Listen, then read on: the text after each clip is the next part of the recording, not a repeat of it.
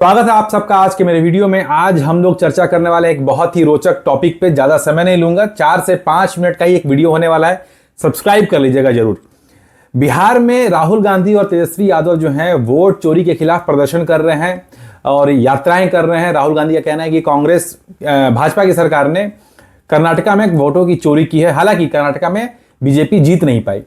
उनके हिसाब से वोटों की चोरी 2024 के जनरल इलेक्शन में हुई है और नतीजा आप सबको सामने है कि बीजेपी ने काफी ज्यादा सीटें गंवा दी यूपी में। बीजेपी की सरकार झारखंड में नहीं है। बीजेपी की सरकार हालांकि 2024 चुनाव के बाद में चुनाव हुए हैं झारखंड में, बीजेपी की सरकार वहां भी नहीं है। बीजेपी की सरकार हिमाचल प्रदेश में नहीं है। बीजेपी की सरकार कई ऐसे जगहों पे नहीं है जहां राहुल गांधी दावा कर रहे हैं कि बीजेपी ने वोटों की चोरी की है।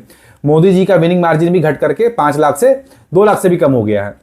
बीजेपी अयोध्या की सीट हार गई। बीजेपी यूपी की 30 से अधिक सीटें हार जाती है, लेकिन राहुल गांधी कह रहे हैं कि वोटों की चोरी बीजेपी ने ही की है। हालांकि टॉपिक आज का वो नहीं है। टॉपिक ये है कि ये यात्रा निकाल कौन रहा है। इस यात्रा में 2 प्रमुख लोग हैं, एक है राहुल गांधी जी, एक है तेजस्वी यादव जी।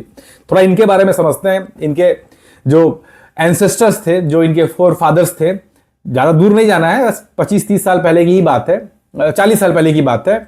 1980 में इमरजेंसी लगा, 1975 में इमरजेंसी लगा था।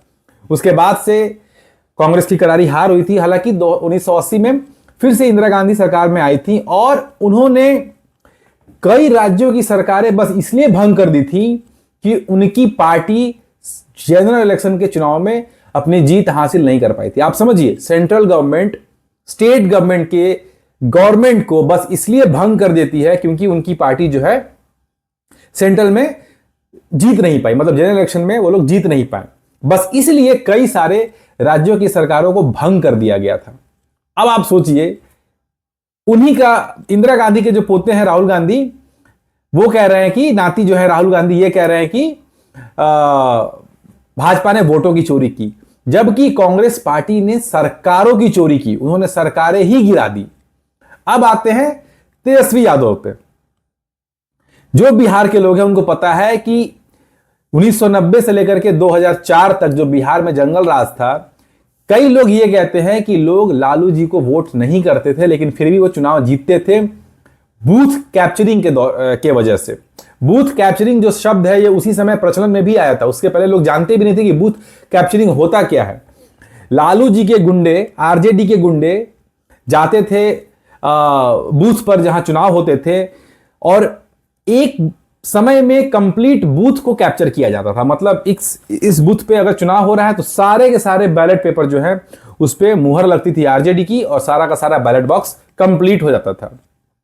और रोचक बात बताता हूं आपको, जो बिहार के लोग हैं वो जानते हैं या फिर आप गूगल कर सकते हैं, आप चेक कर सकते हैं। जब ट्रक से भरकर बैलेट बॉक्स जाता था, पूरी जो वोटों की जो बक्सा हुआ करता था जो जाता था काउंटिंग के लिए, उस पूरे ट्रक को बदल दिया जाता था। समझिए, एक ट्रक जा रहा है जिसमें पूरा भरा हुआ है वोटों, लोगों के दिए हुए वोट्स भरे हुए हैं, उसकी काउंटिंग होनी है।